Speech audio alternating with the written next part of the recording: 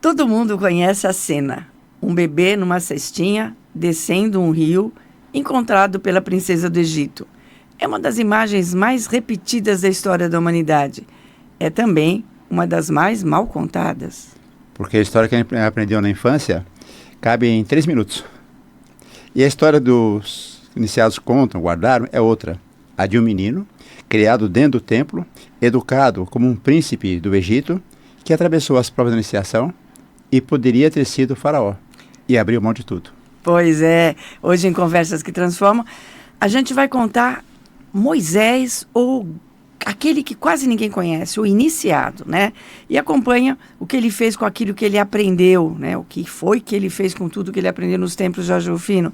Um Deus único no lugar de 1000 ídolos, uma lei no lugar do capricho e um povo inteiro recebendo dons no lugar de meia dúzia de sacerdotes dentro de um templo fechado. A gente vai chamar isso pelo nome que a doutrina do caminho dá. O monoteísmo, a lei de Deus e a Igreja dos 70, que foi o primeiro batismo coletivo de dons da história, o chamado primeiro Pentecostes com Moisés, e está registrado lá no Velho Testamento, no capítulo 11 do livro de Números. Um homem, um deserto, uma lei e 70 anciãos profetizando. É disso que a gente conversa agora. Conversas que Transformam. Seu podcast sobre espiritualidade. Uma conversa sobre o que é importante para a sua evolução, para você aproveitar melhor a vida. Uma conversa que transforma. Seja bem-vindo ao Conversas que Transformam. Muita paz, muita alegria, muita harmonia, muitas bênçãos divinas para você, para sua família e todos que você ama. E a todos que estão com você, aqueles que você não ama também. Tudo isso a gente deseja hoje e sempre, falou? Esse é o nosso espaço de toda semana para refletirmos sobre as verdades divinas fundamentais e sobre as coisas importantes da vida, como a nossa origem, que é por emanação do princípio sagrado, a quem chamamos de Deus, o processo evolutivo, que é o desabrochamento das virtudes que todo espírito tem, as virtudes divinas que temos por sermos emanações divinas, e a sagrada finalidade, que é um dia atingirmos a plenitude da consciência, o chamado grau crístico. Pois é, está começando Conversas que Transformam dentro da série Mestre de Todos os Tempos. Nessa série, a gente pega os iniciados de todos os tempos, de todos os lugares, esses grandes mestres, relembra, resgata como é que eles falaram sobre as verdades fundamentais do espírito. Eu sou Lenira, estou aqui com o Jorge Rufino e a nossa conversa de hoje é sobre Moisés, o iniciado, o monoteísmo, a lei, os dons, a Igreja dos 70. E já aviso, tá, pessoal? Moisés não cabe num programa só. Não. Hoje a gente conta o homem e a missão dele.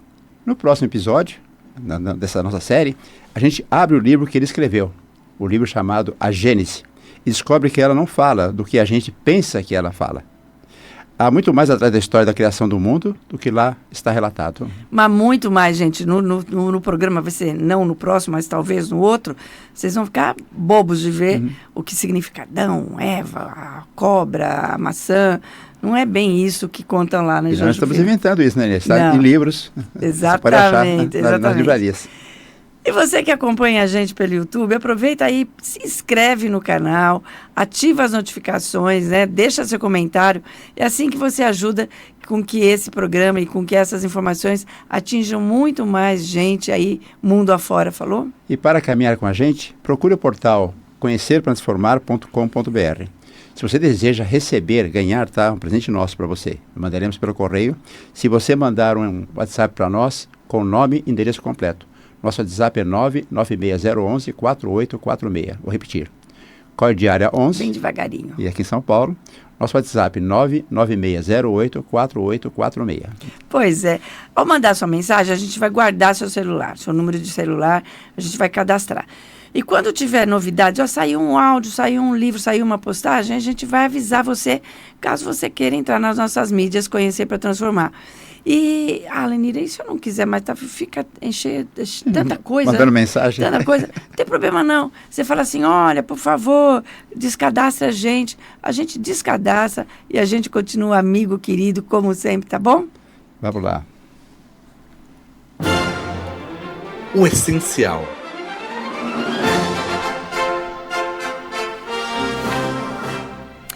No bloco essencial, a gente vai à raiz do tema, né?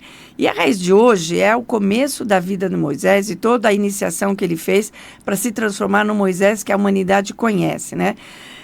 E que a gente falou na abertura, que é um pouquinho diferente do que está por aí conhecido, né, Jorge? É bem diferente, na verdade, porque na versão popular, ou a versão popular, guarda a cestinha e joga fora o essencial.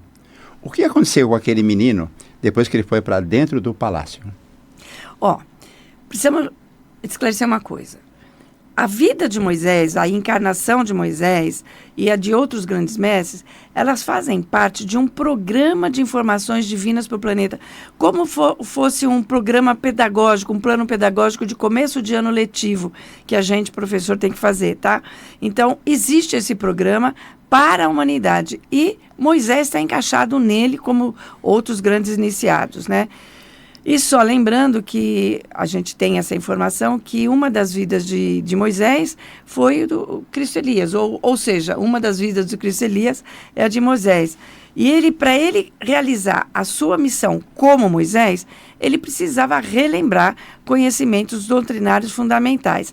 E para isso, ele tinha... Por que ele foi a parar lá, junto com a princesa, etc. e tal?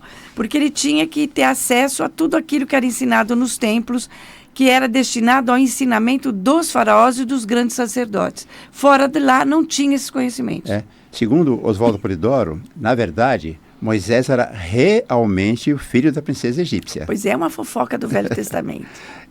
Como ela era princesa e teve um filho com um rabino judeu que era escravo lá no Egito, seria um escândalo naquela época, né?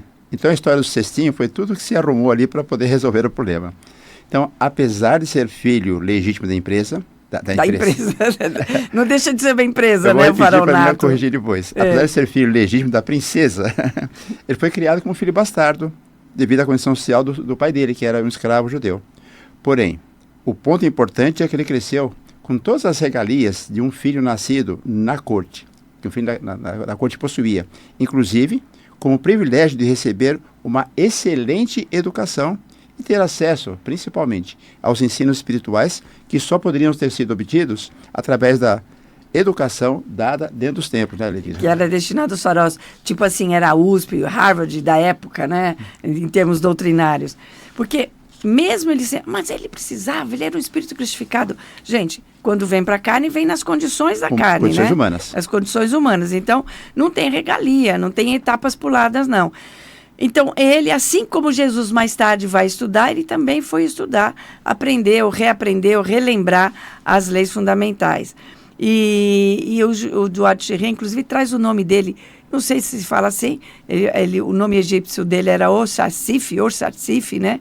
E ele era primo do herdeiro do trono, porque a mãe dele, que é uma encarnação da Maria, né? Exato. A mãe dele, quer dizer, a Maria foi depois.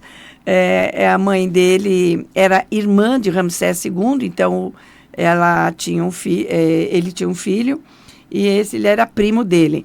E o Eduardo Schreer não fala nada do rabino, né? Não. Deixa ali. O que importa entender, mais do que a certidão de nascimento dele, o que importa e explica a missão dada a Moisés é o seu currículo espiritual. A gente já falou e é importante repetir alto e bom som. O Cristo que ele, Moisés, era e é, o Espírito cristificado.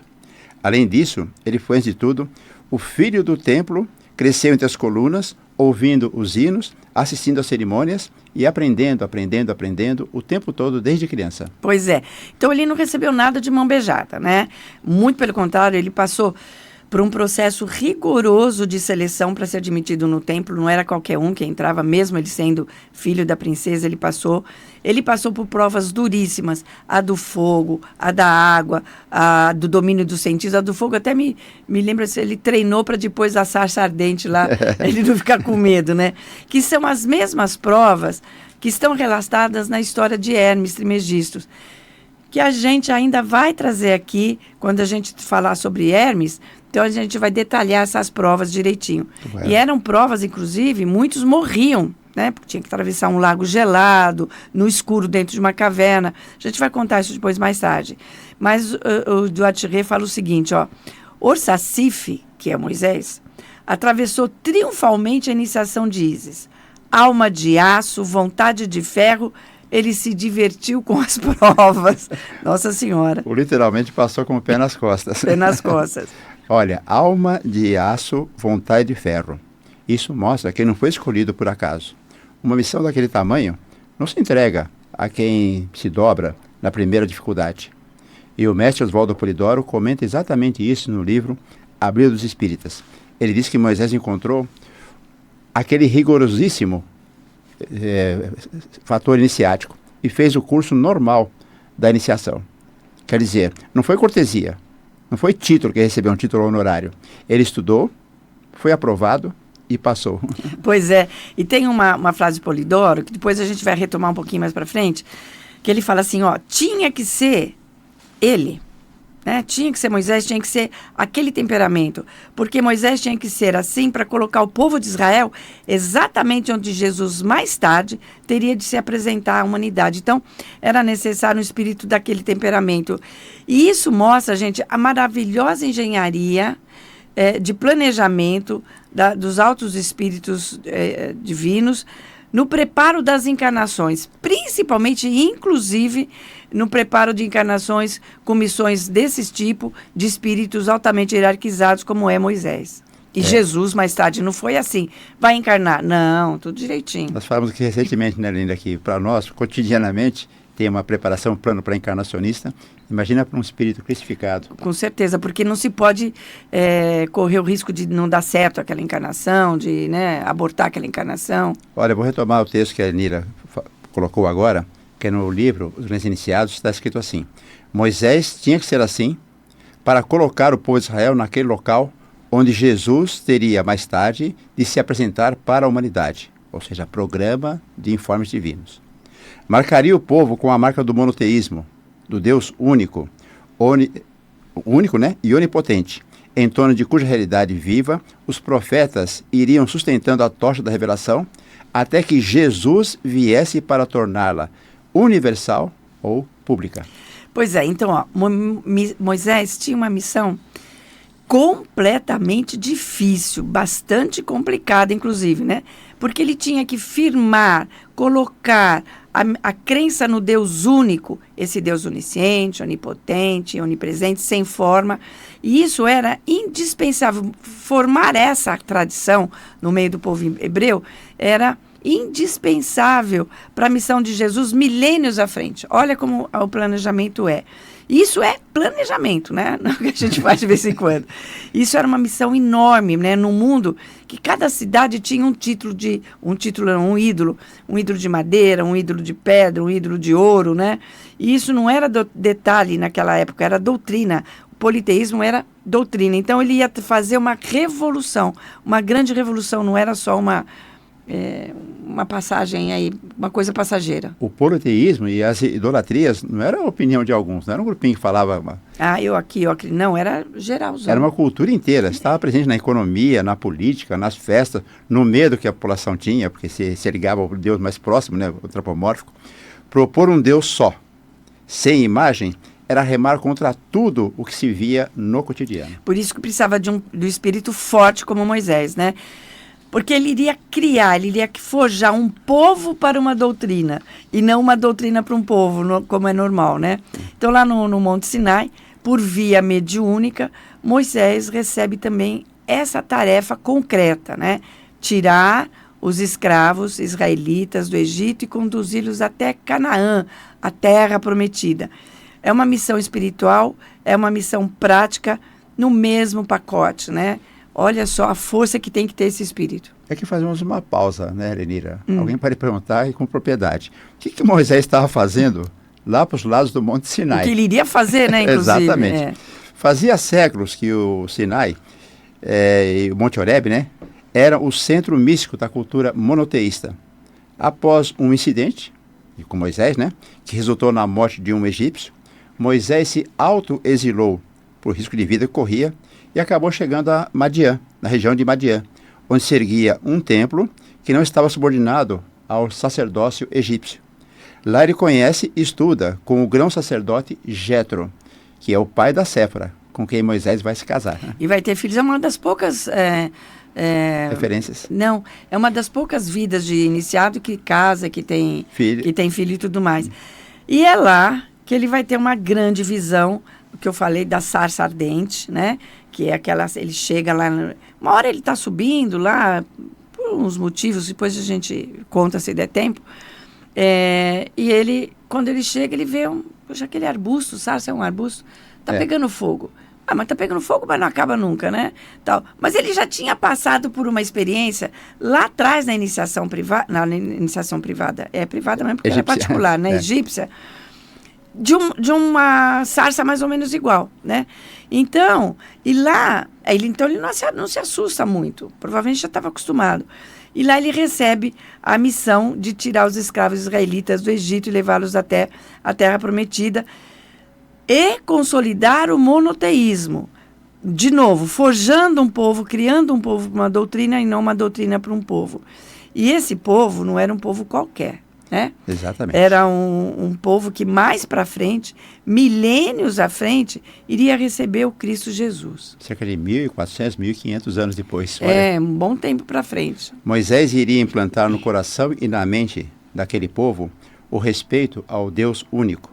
Um Deus que não é dono de um povo, não é um Deus de tribo, mas é espírito e verdade.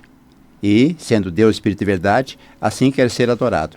Porque ele quer que os seus filhos também se tornem espírito e verdade. Verdade. E isso, o Oswaldo Polidoro fala muito no Evangelho Eterno, e o Jorge vai te dar o WhatsApp. Esse é o livro Evangelho Eterno, que se você mandar para nós o WhatsApp com o nome e endereço completo, a gente manda um presente nosso, né, pelo correio.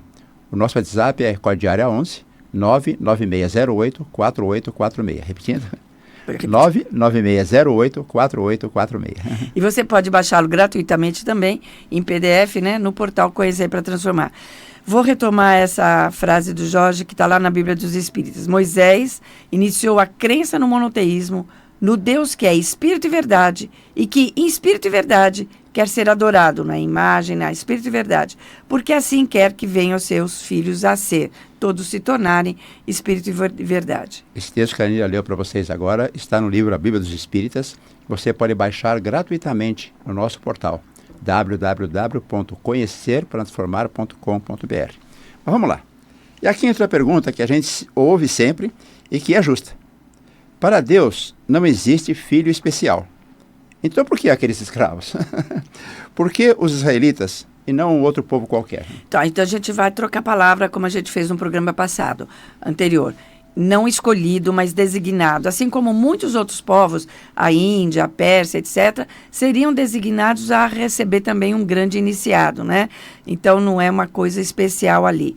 E ali, esse povo foi designado para implantar o monoteísmo, para receber a lei de Deus ou os 10 mandamentos e mais tarde receber Jesus.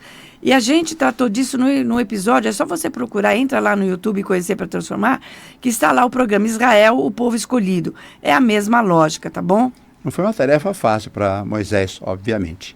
E o autor do livro Dos Grandes Iniciados, chama-se Eduardo Chirré, ele conta que, naqueles tempos, para o povo israelita, eles eram nômades, de hábitos meio selvagens, e que, vez ou outra, caiu nas tentações da Babilônia, nas orgias, na adoração dos ídolos de pedra e de madeira. Não era um povo de santos, mas havia um diferencial fortíssimo no meio de tudo isso. Eram os mais inclinados a aceitar o Deus único. Exatamente. O chamado Elohim deles. Havia ali um terreno fértil que os outros não tinham. A gente tem um patriarcado grande antes, né, falando disso. E Foi eles, preparado. Mas eles estavam escravos há muito tempo também, haviam ali se juntado aos ídolos egípcios e tudo mais. Segundo a lógica do plano espiritual, era preciso então que o monoteísmo estivesse muito firme antes de Jesus chegar, para que ele então pudesse trazer as verdades novas, os ensinamentos novos, ou relembrar, né, esses ensinamentos novos. Então, Moisés vai preparar o terreno para Jesus. Olha que não é uma escolha por simpatia, né? É uma estratégia de séculos escolhendo um espírito de temperamento forte e indomável. Aí até o Eduardo Chirré fala assim: Moisés, iniciado egípcio e sacerdote de Osíris, foi incontestavelmente o organizador do monoteísmo, um Deus só, Por seu intermédio, esse princípio até então oculto nos templos, né, sobre o tríplice véu dos mistérios, saiu do fundo dos templos e entrou para o ciclo da história, para o meio do povo. Moisés teve a audácia, fala Eduardo Chirré, de fazer do mais alto princípio da iniciação o dogma único de uma religião nacional. A gente cita aqui o livro dos Cães Iniciados, alguém fala, poxa, deve ser pesado esse livro. Ele é romântico, né, Lenira? Tem um texto que fala assim: se então um patriarca, um homem inspirado, lhes falasse do Deus único, de Elohim, o Senhor dos Exércitos, que tudo vê, tudo pune e pune o culpado, aquelas crianças selvagens e sanguinárias cobriam a cabeça e, ajoelhando-se para rezar, deixavam-se conduzir como se fossem ovelhas. Ovelhas, o Elohim para eles, o Deus único. Mas não precisava firmar isso, né? Não podia deixá-los indo para a idolatria de vez em quando e voltando. E então, por que lá? Porque lá já tinha um germe no seio do povo hebreu plantado pelos patriarcas. Então, esse Deus único, Senhor de Israel, Senhor dos exércitos, precisava apenas ser resgatado e consolidado na mente e no coração daquele povo embrutecido por séculos de escravidão. Quer dizer que não foi à toa também, não foi um favor que eles foram escolhidos, foi merecimento e foi função. Eles tinham a inclinação de fazer o quê? Essa implantação, de aceitar essa implantação do monoteísmo e a receber a lei e tudo o resto. E vamos lá. Isso vale pra gente hoje, né, Lenira? Ninguém é chamado porque é melhor que ninguém. A gente é chamado onde tem inclinação. E o chamado vira responsabilidade, não é medalha. Exatamente. Como a gente tem um tempinho, a gente trouxe aqui um texto para resgatar como é que está na Bíblia esse momento em que ele é chamado, né? Para encerrar esse primeiro bloco. Então, tá lá. Onde que está isso aí? Vai lá na Bíblia, Êxodo capítulo 3. Apareceu-lhe o anjo do Senhor e uma chama de fogo, que é a sarça ardente, no meio de uma sarça. E olhou, e eis que a sarça ardia no fogo, e a sarça não se consumia, não acabava. E Moisés então ouve uma voz que o chama: Moisés, Moisés, ele: eis-me aqui, Senhor. Tenho visto atentamente a aflição do meu povo, que está no Egito. E tenho ouvido o seu clamor por causa dos seus opressores, porque conhecia suas dores. Eis que o clamor dos filhos de Israel é vindo até mim. E também tenho visto a opressão com que os egípcios os oprimem. Vem agora, pois eu te enviarei ao faraó para que tires o meu povo, os filhos de Israel, do Egito. E ele foi e fez. Eu quero fazer um adendo antes. Quando ele vai para Madiã, ele também vai aprender com Jetro, na iniciação lá dos templos de Madiã, onde o monoteísmo era muito firmemente implantado. Não estava no Egito, mas estava ali. Então, veja que as coisas não acontecem por acaso. Quantos personagens bíblicos trabalharam para que toda a doutrina fosse entregue para nós, né, humanidade? Eu quero fazer um comentário aqui. Moisés não foi escolhido por acaso. E o Chirré coloca lá: alma de aço, vontade de ferro. E é uma missão que atravessou séculos. E também enfatizar: não existe povo escolhido, existe povo designado. E ser designado é responsabilidade. Então, trazendo para os dias de hoje, o Brasil recebeu o Evangelho Eterno, não por ser escolhido. Por designado. Ser designado. E isso nos dá responsabilidade. Eu quero fazer um adendo ainda rapidinho. Moisés era tímido, por incrível que pareça, e ele era um pouquinho gago. Eu falei: mas Deus, ó Elohim, eu não vou conseguir falar. Ele falou: calma, meu filho, calma, aqui está tudo certinho. Arão, o teu irmão, vai te ajudar. E realmente Arão vai ser a voz de Moisés diante do faraó, naquelas pragas todas, naqueles efeitos mediúnicos todos que ocorrem lá. Porta-voz. Porta-voz dele, ou relações públicas de Moisés, tá bom? A gente volta já no segundo bloco do nosso programa, tá bom?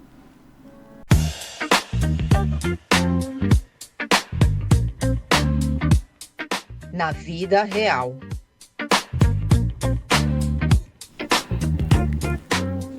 No bloco Na Vida Real, a gente sai da história e pega o que sobrou dela na nossa vida.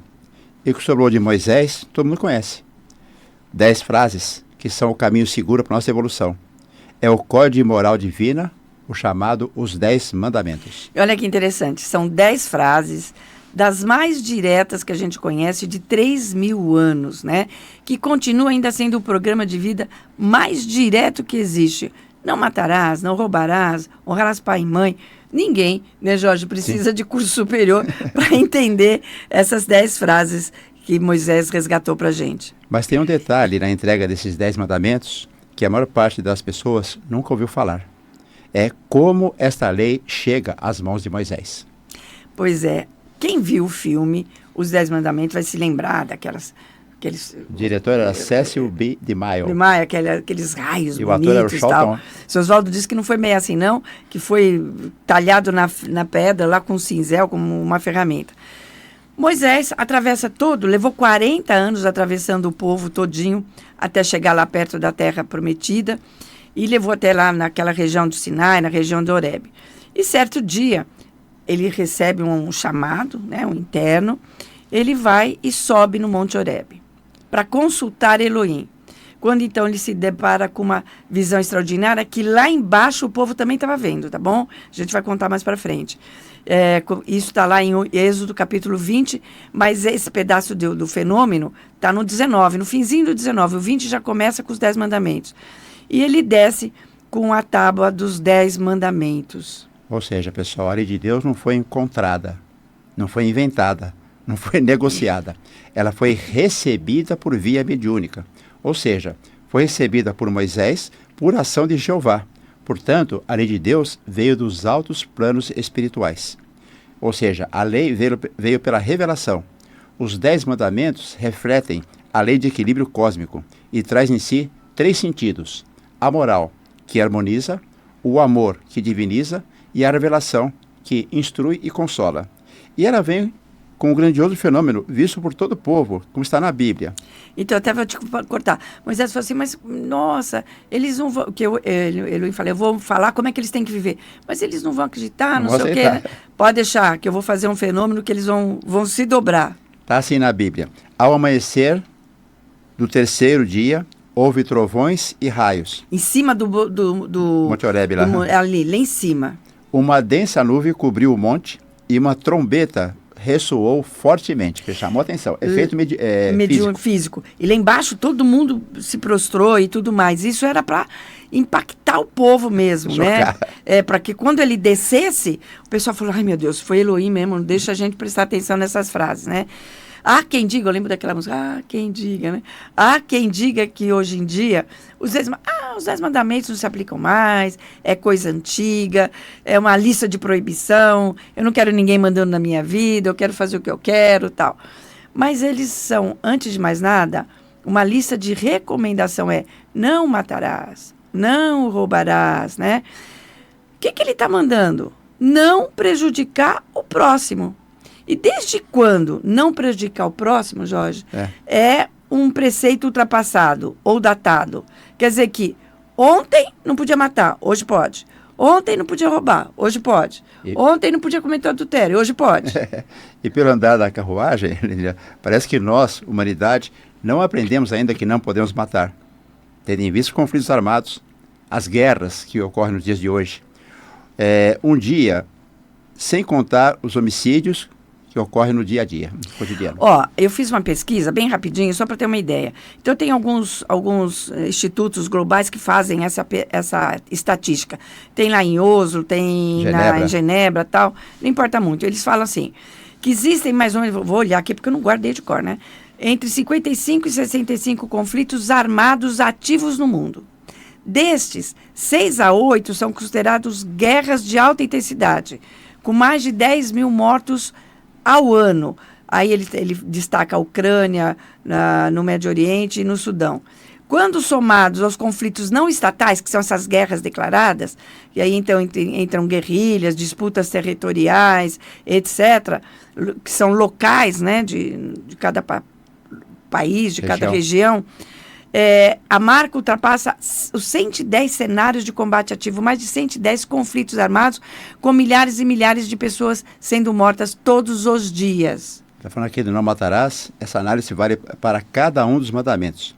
Cada mandamento é uma economia de sofrimento. Uma economia enorme de sofrimento. Para si e para o próximo, né? Ou para o próximo e para si mesmo.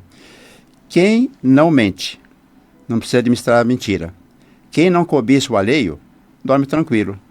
A lei não é para agradar a Deus. A lei é para desafogar a vida da gente. Mas, principalmente, ela é uma trilha segura de evolução. A lei moral, ou os 10 mandamentos, é conhecida como a trilha dos Cristos, ou seja, o caminho que leva à autocristificação. Me permita. Quando a gente fala o que é um Cristo, é aquele que vivencia a lei de Deus na sua plenitude. Pois é, principalmente quando ele vem com essa função, como é a de Jesus, né? Ele veio com essa função. Essa lei divina, ela apenas garante o básico, que no básico, não matar o outro, é básico, mas a gente pode pensar em não matar bichinho, não matar plantinha, a gente pode pensar isso mais para frente. Então, ele ensina no básico que a gente não faça o mal para o nosso próximo. Garante que não haja crime entre a gente, né? Com os 10 mandamentos sendo vividos, a gente comanda a justiça a nosso favor, a justiça divina. A gente comanda o nosso destino nessa encarnação, na desencarnação e nas futuras encarnações. Então, a lei, os 10 mandamentos, existe para ajudar na nossa evolução, como o Joshi disse. No livro A Bíblia dos Espíritas, que você pode baixar gratuitamente no nosso portal é www.conhecerparatransformar.com.br. No livro está escrito assim: estão aí os mandamentos que, uma vez usados, farão a felicidade humana. Estão aí a moral que harmoniza e dignifica, o amor que sublima e diviniza, a revelação que adverte, ilustra e consola. Porque a lei foi dada a Moisés através de ato mediúnico. Uma vez usados... É o que diz o texto, né? Os 10 mandamentos uma vez usados, né? Repara na palavra, Lenira. Não, usados, não decorados. Não diz pendurados na parede da sala. Diz usados no dia a dia, na rua, na família, na empresa, na sociedade, nos negócios, no relacionamento humano. Pois é. É difícil. Agora eu já decorei. Agora vamos para a parte de viver. Levei 10 anos para decorar. Muito bem. E aí que a conta não fecha. Por quê? Tem mais de 3 mil anos, acredito eu, por aí, há uma discrepância de data, não importa muito, que a humanidade conhece esses 10 mandamentos, né? Se fosse questão só de saber, a Terra já seria um paraíso, né? Seria outra. A questão nunca foi saber. A questão foi sempre colocar em prática. Isso sem dizer que ela já estava aqui de outros formatos anteriormente a Moisés. No livro Evangelho Eterno, que você pode ganhar, se mandar para nós um WhatsApp com o nome e endereço, nosso WhatsApp é 996084846. O autor, Oswaldo Polidoro, ensina que a lei de Deus, o código de moral divina, fora do que a vida é fábrica de pranto e ranger dos dentes, e que tem no primeiro mandamento a sentença que exprime a origem divina, a chamada criação, as leis regentes e a finalidade para tudo e para todos. E o primeiro mandamento é: eu sou o Senhor teu Deus, não há outro Deus, né? Então, esses 3 primeiros mandamentos, segundo Oswaldo Polidoro, dizem respeito à nossa relação com Deus, uma relação inteligente com Deus, a quem a gente deve respeitar e amar como espírito e verdade, e não através de imagens ou de outras coisas, e através de obras decentes. É assim que a gente honra o princípio sagrado. E os outros 7, mandamentos, é uma frase que o Jorge fala sempre, né? Ensinam a pura sociologia, o trato decente entre nós que somos irmãos. Ou seja, a lei de Deus é o maior tratado sociológico que a humanidade possui. Com ela não haveria guerras, não haveria fomes. Vou repetir o que foi falado agora há pouco. A lei não foi encontrada nem inventada. Ela foi recebida por via mediúnica lá no Sinai. Então, vamos relembrar os 10 mandamentos no áudio 1. A lei de Deus, os 10 mandamentos. Primeiro, eu sou o Senhor teu Deus, não há outro Deus. Segundo, não farás imagens quaisquer para as adorar. Terceiro, não pronunciarás em vão o nome de Deus. Quarto, terás um dia na semana para descanso e recolhimento. Quinto, honrarás pai e mãe. Sexto, não matarás. Sétimo, não cometerás adultério. Oitavo, não furtarás. Nono, não darás falso testemunho. 10º, não desejarás o que é do teu próximo.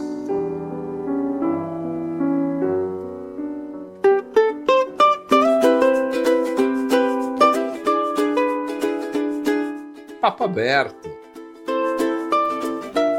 Antes de entrar no Papo Aberto, eu quero só comentar esses 10 mandamentos como estão assim, foram resgatados na sua pureza, na sua intenção direta por Oswaldo Polidoro, está no Evangelho Eterno. E agora vamos ao Papo Aberto. No Papo Aberto, a conversa abre e a gente vai justamente para o pedaço da história de Moisés que quase nunca é contado nas igrejas. Porque a lei todo mundo cita, mas Moisés não deixou só a lei. Pois é. Então, a gente vai fazer uma ponte com um programa que a gente fez anteriormente, que são os profetas hebreus, os grandes e poderosos médios do Antigo Testamento, né? Hoje, a gente volta, a gente já passou por essa cena, mas a gente volta nela por outra porta, não só pelo fenômeno, mas pela instituição que nasceu ali, né? Jorge, conta aí o que aconteceu no capítulo 11 do livro de Números na Bíblia. Pensando no lado humano da cena, que nos dá uma outra visão de Moisés. A gente já falou agora há pouco, né, daquele espírito que encarnou como Moisés. Para além daquele espírito forte, decidido e até duro, muitas vezes, surge a fragilidade de quem está encarnado. Então, lá no livro de Atos, no capítulo 11, no Velho Testamento da Bíblia, está escrito assim: Moisés, exausto daquela jornada épica para atravessar aquela imensidão, comandando um povo rumo à Terra Prometida, ele reclama com Deus. Diz que a carga é pesada demais, que ele não aguenta mais sozinho as queixas e as lamentações daquele povo inteiro. É um líder, mas está no limite. Isso está lá no livro de Números, no capítulo 1, tá? E ele é ouvido, ele é atendido. Ele fala, já contamos isso aqui, contamos agora rapidinho. Reúna 70 anciões de Israel, porque a gente vai fazer aflorar aí, que eles recebam os dons do Espírito Santo, aflorar os dons mediúnicos. E, quer dizer, para que eles tivessem os dons mediúnicos como uma diretriz para ajudar Moisés a orientar o povo. E aí ele reuniu 70 homens, 70 anciões já conhecidos, e não mais... e acontece todo aquele desenvolvimento mediúnico sobre eles. Então, eu não tenho mais só um homem, são 70 homens no lugar de um só, que era Moisés, né? E aí a gente tem esses fatos grandiosos que acontecem na vida de Moisés, e esse fato, o primeiro Pentecoste, é um dos mais fundamentais, é o primeiro batismo coletivo de revelação. A doutrina do Caminho chama isso de primeiro Pentecoste, embora que esse nome é mais próprio lá para o que aconteceu no dia com Jesus, lá na frente, depois que ele volta, depois de desencarnar e generaliza os dons junto com os apóstolos. E é uma grande revolução, né? Porque até ali, o dom mediúnico, a profecia, era coisa do templo, da escola fechada, de iniciado, que jurava silêncio sob pena de morte. Daquele dia em diante, os dons mediúnicos, saíram do templo e foram para o meio do acampamento. É a mediunidade deixando de ser privilégio de uma casta. Ou seja, deu uma generalizada ali, né? Moisés, na Bíblia dos Espíritos, está assim: Moisés foi o primeiro realizador a realizar um batismo coletivo do Espírito ou revelação, como se acha contido no livro de Números, que a gente falou, que é no capítulo 1. E não para no episódio, certo? Aquilo virou uma instituição, é a chamada Igreja dos 70, é o governo espiritual do povo repartido entre os 70 pessoas e não concentrado só no Moisés, num homem só, né? Mas não é uma instituição formal como é de hoje, né? Igreja era uma reunião de pessoas, é uma reunião de pessoas com dons mediúnicos, tá bom? E é o que o mestre Oswaldo Polidoro chama de sadio cultivo mediúnico, deixado por Moisés, através do livro de Números, capítulo 11. Lei e mediunidade no mesmo pacote. Lei e mediunidade do mesmo remetente. Quem separa uma coisa da outra, fica com meia doutrina. Com meio conhecimento. Fica no meio do caminho. E hoje isso desmonta uma ideia de hoje em dia que, né, se ataca os dons mediúnicos. Isso é coisa marginal, isso é coisa do diabo. Não, está na Bíblia, é fundação. Está com Moisés e vai estar fenomenalmente em Jesus. Bem mais tarde, mas vai estar. Dom mediúnico é lei divina. Agora eu te devolvo a pergunta difícil, Lenira. Se a lei era tão boa, se os dons tinham sido repartidos, por que aquele povo vivia caindo? Bezerro de ouro ídolo, murmuração, sempre queria voltar para trás. Sempre, mas a resposta é muito simples. É muito simples. Agora, né? Valia para antes essas recaídas e vale para agora, né? A gente ainda é uma humanidade de altos e baixos, né? O trabalho de Moisés foi muito árduo porque exatamente o povo oscilava, né? Entre Deus, Elohim, e oscilava para a idolatria. Então foi difícil, foi uma briga o tempo inteiro. Mas isso é visto até hoje. Hoje nós temos ídolos também. A gente cultua ídolo de pedra, de barro, de ouro, de imagem, pessoas, filosofias, modismos. E por esses cultos, por essas idolatrias, a gente se indispõe com família, com amigo, com vizinho, e a gente causa até morte e muito sofrimento. Nós ainda somos muito idólatras. Citei o autor Eduardo Chirré, como ele é muito poeta, né? Mas é duro também e cortante ao dizer que para realizar a tarefa, Moisés segurou com mão pesada. Chirré é cru ao escrever. Foi um misto de terror e de mistério que fixou a ideia do Deus naquela gente. Sem aquele rigor, o monoteísmo não teria sobrevivido ao politeísmo da Babilônia e da Fenícia. Então, a gente evolui como humanidade sempre assim, volta um pouquinho, vai um pouquinho, volta um pouquinho, sempre aos trancos e barrancos, uma vez pela razão, uma vez pela emoção, aí às vezes pelo medo. E o medo, ele é uma coleira de quem não aprendeu a andar sozinho. O medo não pode ser o ponto de chegada, o medo tem que ser o ponto de partida. Eu quero ver se dá tempo da gente falar tudo, vamos ver. Tudo é perfeito na hora divina, mais adiante viria Jesus e com ele a imagem de um Pai amoroso, misericordioso e justo, que nos espera de braços abertos. Jesus só podia falar de Pai porque Moisés já tinha afirmado que existe um só Deus. Não o Deus de Israel, mas o Deus de todos os filhos de Deus. Tenha esse Deus o nome que tiver, e esse nome não muda na essência, porque ele é sempre igual a ele mesmo. Suas leis são justas, amorosas, se aplicam indistintamente a toda a humanidade. Não importa o nome que eu chamo, ele é sempre o mesmo. Está lá nos grandes iniciados. Foi por esse misto de terror e de mistério que Moisés impôs sua lei e seu culto ao povo. Era preciso imprimir a ideia de Yahvé em letras de fogo em sua alma, e sem aquelas medidas implacáveis, o monoteísmo jamais teria triunfado sobre o avassalador politeísmo da Fenícia e da Babilônia. Então dá para dizer que o Sinai foi o alfabeto e o Evangelho foi a leitura corrente. Um não anula o outro. Um só existe por causa do outro. Podemos dizer que se Moisés apresentou a teoria, os 10 mandamentos, Jesus apresentou a prática viva dos 10 mandamentos. Gente, não é uma história de um homem. É a mesma missão que atravessa as encarnações, né?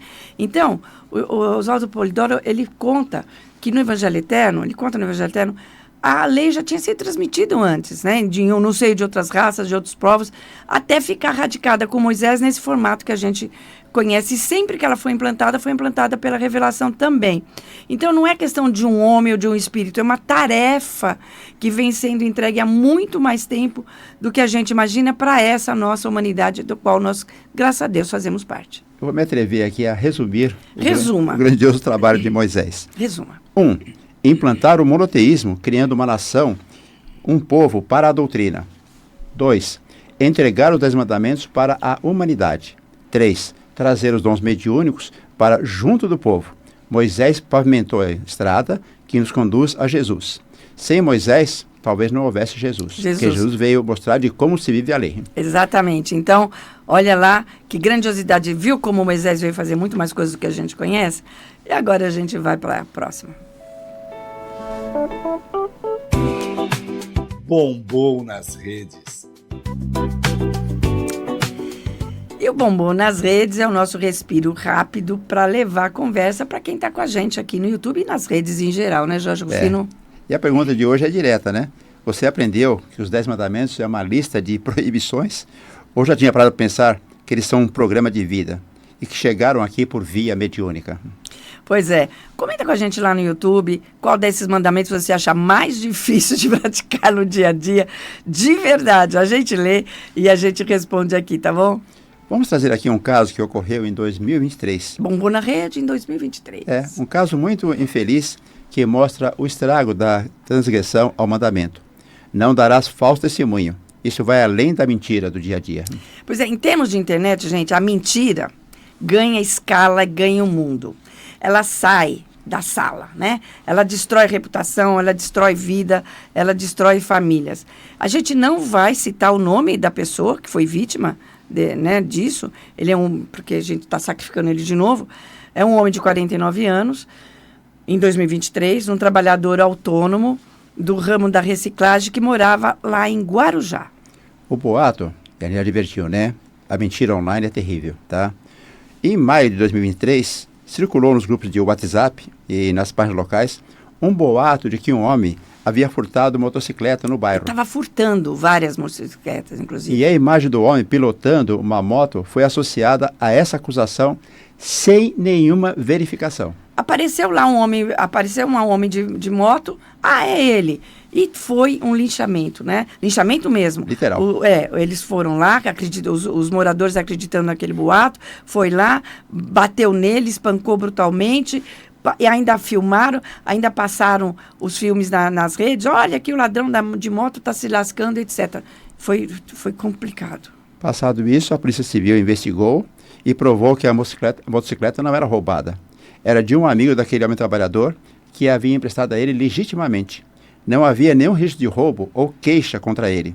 Após o ataque, a vítima teve morte encefálica no hospital devido aos ferimentos do espancamento.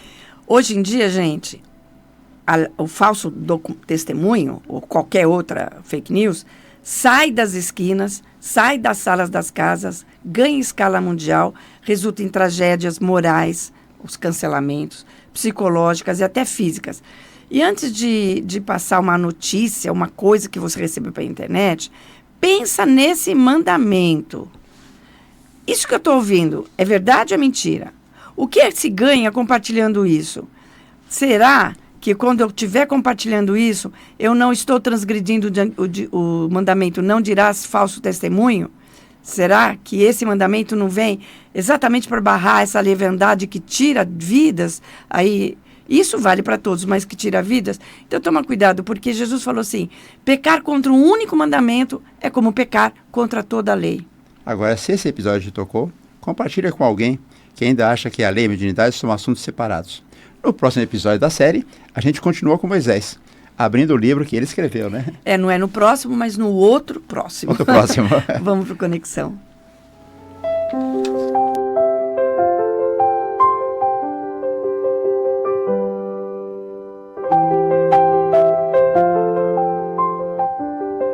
Momento de conexão. No momento de conexão, a gente recolhe tudo isso e transforma em prece. Hoje, a gente vai vibrar por todos os que carregam uma tarefa grande demais para os próprios ombros. E não desistem, porque quem conduz gente em casa, no trabalho e no serviço doutrinário sempre é responsável. E por cada um de nós, para que a lei que a gente acabou de ouvir, que tem de cor, vire a lei que a gente vive. E a gente vai, então, para a oração 1. Oração a Deus. Princípio emanador, Pai onipresente, Senhor do todo e do amor onipotente, que a tudo emanas, sustentas e destinas através de leis eternas, perfeitas e divinas. A Ti rogamos, princípio todo-poderoso, Tuas divinas graças de Pai misericordioso, para que Teus santos espíritos, os mensageiros de Tuas divinas bênçãos, se tornem despenseiros de paz e de saúde, ensinando a verdade, o amor e a virtude, para que, cheios de luzes e muito conscientes, vivamos as Tuas leis simples e onipotentes. Na dor, concede-nos a fortaleza, e as duras provas que vençamos com nobreza, para que, ressarcindo faltas, venhamos a progredir, até virmos a ser Cristo no mais breve do porvir. Senhor, tem piedade das fraquezas, de nossas falhas, destas humanas incertezas, fazendo que Teus mensageiros em suas atuações nos advirtam e ensinem, trazendo fartas consolações. Na Tua clemência, Pai Divino, aguardamos e o teu poder para teus mensageiros rogamos, para, atraindo multidões, concitá-las à tua via, a verdade que livra, tendo teu Cristo por guia. Envia santos mensageiros, ó Deus, para todos conhecerem e não haver labéus, pois ao Consolador confiaste graças e venturas, o amparo que te rogamos para todas as criaturas. Conversas que transformam ficam por aqui. Hoje a gente viu o Moisés que os manuais não contam, o iniciado do Egito, que recusou o trono, firmou o Deus único no meio do politeísmo e trouxe a lei, os 10 mandamentos, por via mediúnica. E viu principalmente o que ele fez com o poder mediúnico que ele tinha. Pediu para ser repartido. 70 pessoas profetizando no lugar de uma única. E se você, ou eu, ou qualquer um de nós, olhar a história de Israel e só enxergar os tropeços daquele povo, lembra do que diz a Bíblia dos Espíritas. Nunca se deve julgar um povo pelos seus elementos fracassados, nem uma causa pelos seus passos embrionários. Isso vale para os povos e vale para nós.